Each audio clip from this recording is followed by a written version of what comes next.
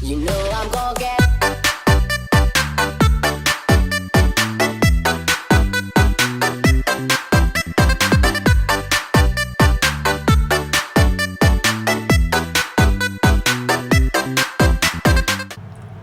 Oke, balik lagi bersama saya Christian Pramana Putra dari kelas 201 nomor absen 7. Kali ini saya akan membacakan tentang Undang-Undang Republik Indonesia nomor 42 tahun 1999 tentang jaminan fidusia. Oke, lanjut.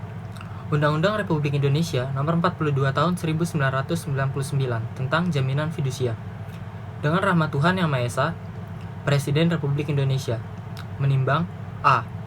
Bahwa kebutuhan yang sangat besar dan terus meningkat bagi dunia usaha atas tersedianya dana perlu diimbangi dengan adanya ketentuan hukum yang jelas dan lengkap yang mengatur mengenai lembaga jaminan. B. Bahwa jaminan fidusia sebagai salah satu bentuk lembaga jaminan sampai saat ini masih didasarkan pada jurisprudensi dan belum diatur dalam peraturan perundang-undangan secara lengkap dan komprehensif. C. Bahwa untuk memenuhi kebutuhan hukum yang dapat lebih memacu pembangunan nasional dan untuk menjamin kepastian hukum serta mampu memberikan perlindungan hukum bagi pihak yang berkepentingan, maka perlu dibentuk ketentuan yang lengkap mengenai jaminan fidusia dan jaminan tersebut perlu didasarkan pada kantor pendaftaran fidusia. D. Bahwa berdasarkan pertimbangan sebagaimana dimaksud dalam huruf A, B, dan C, dipandang perlu membentuk undang-undang tentang jaminan fidusia, mengingat pasal 5 ayat 1, pasal 20 ayat 1, dan pasal 33 Undang-Undang Dasar 1945 dengan persetujuan Dewan Perwakilan Rakyat Republik Indonesia memutuskan menetapkan Undang-Undang tentang Jaminan Fidusia. Bab 1 Ketentuan Umum. Pasal 1. Dalam undang-undang ini yang dimaksud dengan 1. Fidusia adalah pengalihan hak kepemilikan suatu benda atas dasar kepercayaan dengan ketentuan bahwa benda yang hak kepemilikannya dialihkan tersebut tetap dalam penguasaan pemilik benda. 2. Jaminan fidusia adalah hak jaminan atas benda bergerak baik yang berwujud maupun yang tidak berwujud dan benda yang tidak bergerak khususnya bangunan yang tidak dapat dibebani hak tanggungan sebagaimana dimaksud dalam Undang-Undang Nomor 4 Tahun 1996 tentang hak tanggungan yang tetap berada dalam penguasaan pemberi fidusia sebagai agunan bagi pelunasan utang tertentu yang memberikan kedudukan yang diutamakan kepada penerima fidusia terhadap kreditor lainnya. 3. Piutang adalah hak untuk menerima pembayaran. 4. Benda adalah segala sesuatu yang dapat dimiliki dan dialihkan, baik yang berwujud maupun yang tidak berwujud, yang terdaftar maupun yang tidak terdaftar, yang bergerak maupun yang tak bergerak, yang tidak dapat dibebani hak tanggungan atau hipotek. 5. Pemberi fidusia adalah orang perseorangan atau korporasi pemilik benda yang menjadi objek jaminan fidusia. 6. Penerima fidusia adalah orang perseorangan atau korporasi yang mempunyai piutang yang pembayarannya dijamin dengan jaminan fidusia. 7. Utang adalah kewajiban yang dinyatakan atau dapat dinyatakan dalam jumlah uang, baik dalam mata uang Indonesia atau mata uang lainnya, baik secara langsung maupun kontingent. 8. Kreditor adalah pihak yang mempunyai piutang karena perjanjian atau undang-undang. 9. Debitor adalah pihak yang mempunyai utang karena perjanjian atau undang-undang. 10. Setiap orang adalah orang perseorangan atau korporasi. Bab 2 Ruang lingkup. Pasal 2. Undang-undang ini berlaku terhadap setiap perjanjian yang bertujuan untuk membebani benda dengan jaminan fidusia. Pasal 3. Undang-undang ini tidak berlaku terhadap A. Hak tanggungan yang berkaitan dengan tanah dan bangunan, sepanjang peraturan perundang-undangan yang berlaku menentukan jaminan atas benda-benda tersebut wajib didaftarkan. B. Hipotek atas kapal yang terdaftar dengan isi kotor berukuran 20 M3 atau lebih. C. Hipotek atas pesawat terbang. Dan D. Gadai. Bab 3. Pembebanan pendaftaran pengalihan dan hapusnya jaminan fidusia. Bagian pertama. Pembebanan jaminan fidusia.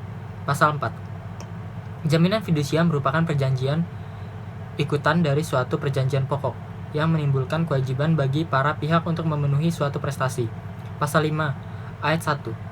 Pembebanan benda dengan jaminan fidusia dibuat dengan akta notaris dalam bahasa Indonesia dan merupakan akta jaminan fidusia. Ayat 2. Terhadap pembuatan akta jaminan fidusia sebagaimana dimaksud dalam ayat 1, dikenakan biaya yang besarnya diatur lebih lanjut dengan peraturan pemerintah. Pasal 6. Akta jaminan fidusia sebagaimana dimaksud dalam pasal 5 sekurang-kurangnya memuat: A. Identitas pihak pemberi dan penerima fidusia. B. Data perjanjian pokok yang dijamin fidusia. C. Uraian mengenai benda yang menjadi objek jaminan fidusia. D. Nilai penjaminan. Dan E. Nilai benda yang menjadi objek jaminan fidusia. Pasal 7. Utang yang pelunasannya dijamin dengan fidusia dapat berupa: A. Utang yang telah ada. B. Utang yang akan timbul di kemudian hari yang telah diperjanjikan dalam jumlah tertentu. Atau C. Utang yang pada saat eksekusi dapat ditentukan jumlahnya berdasarkan perjanjian pokok yang menimbulkan kewajiban memenuhi suatu prestasi. Pasal 8. Jaminan fidusia dapat diberikan kepada lebih dari satu penerima fidusia atau kepada kuasa atau wakil dari penerima fidusia tersebut. Pasal 9. Ayat 1. Jaminan fidusia dapat diberikan terhadap satu atau lebih satuan atau jenis benda, termasuk piutang, baik yang telah ada pada saat jaminan diberikan maupun yang diperoleh kemudian. Ayat 2. Pembebanan jaminan atas benda atas piutang yang diperoleh kemudian sebagaimana dimaksud dalam ayat 1 tidak perlu dilakukan dengan perjanjian jaminan tersendiri. Pasal 10. Kecuali diperjanjikan lain. A. Jaminan fidusia meliputi hasil dari benda yang menjadi objek jaminan fidusia. B. Jaminan fidusia meliputi klaim asuransi dalam hal benda yang menjadi objek jaminan fidusia diasuransikan. Bagian kedua, pendaftaran jaminan fidusia.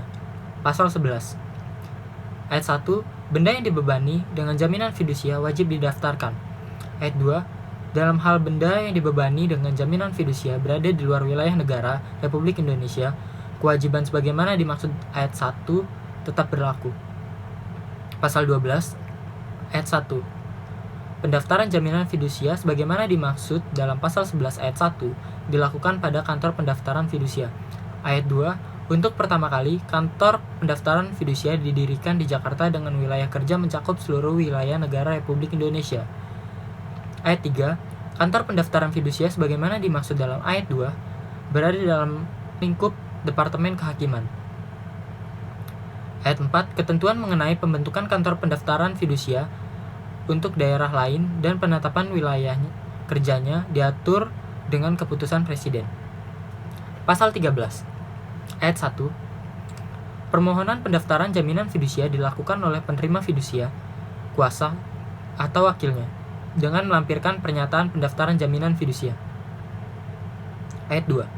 Pernyataan pendaftaran sebagaimana dimaksud dalam ayat 1 memuat: A. Identitas pihak pemberi dan penerima fidusia. B. Tanggal, nomor akta jaminan fidusia, nama, tempat kedudukan notaris yang membuat akta jaminan fidusia. C. Data perjanjian pokok yang dijamin fidusia.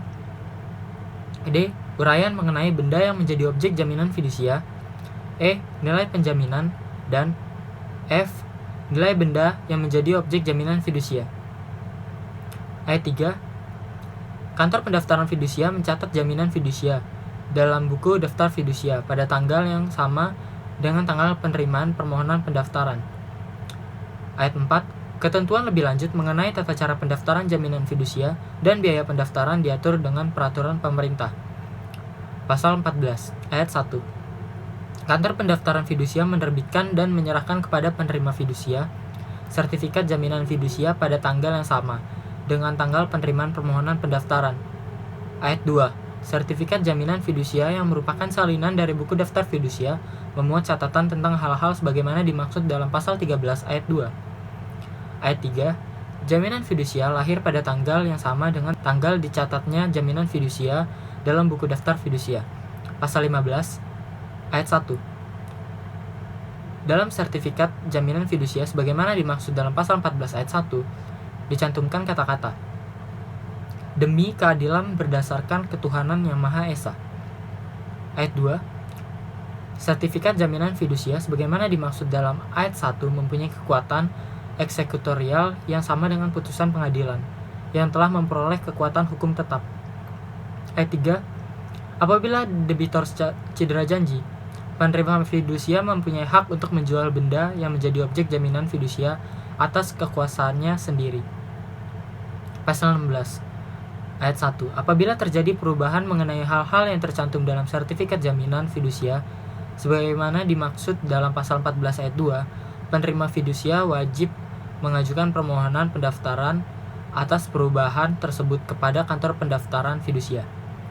Ayat 2. Kantor pendaftaran fidusia pada tanggal yang sama dengan tanggal penerimaan permohonan perubahan melakukan pencatatan perubahan tersebut dalam buku daftar fidusia dan menerbitkan pernyataan perubahan yang merupakan bagian tak terpisahkan dari sertifikat jaminan fidusia. Pasal 17. Pemberi fidusia dilarang melakukan fidusia ulang terhadap benda yang menjadi objek jaminan fidusia yang sudah terdaftar. Pasal 18.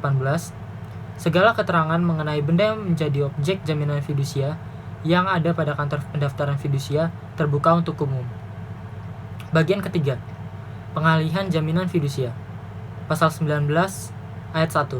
Pengalihan hak atas piutang yang dijamin dengan fidusia mengakibatkan beralihnya demi hukum segala hak dan kewajiban penerima fidusia kepada kreditor baru. Ayat 2. Beralihnya jaminan fidusia sebagaimana dimaksud dalam ayat 1 didaftarkan oleh kreditor baru kepada kantor pendaftaran fidusia. Pasal 20. Jaminan fidusia tetap mengikuti benda yang menjadi objek jaminan fidusia dalam tangan siapapun benda tersebut berada, kecuali pengalihan atas benda persediaan yang menjadi objek jaminan fidusia. Pasal 21. Ayat 1. Pemberi fidusia dapat mengalihkan benda persediaan yang menjadi objek jaminan fidusia dengan cara dan prosedur yang lazim dilakukan oleh usaha perdagangan. Ayat 2. Ketentuan sebagaimana dimaksud dalam ayat 1 tidak berlaku apabila telah terjadi cedera janji oleh debitor dan atau pemberi fidusia pihak ketiga. Ayat 3. Benda yang menjadi objek jaminan fidusia yang telah dialihkan sebagaimana dimaksud dalam ayat 1 wajib diganti oleh pemberi fidusia dengan objek yang setara. Ayat 4.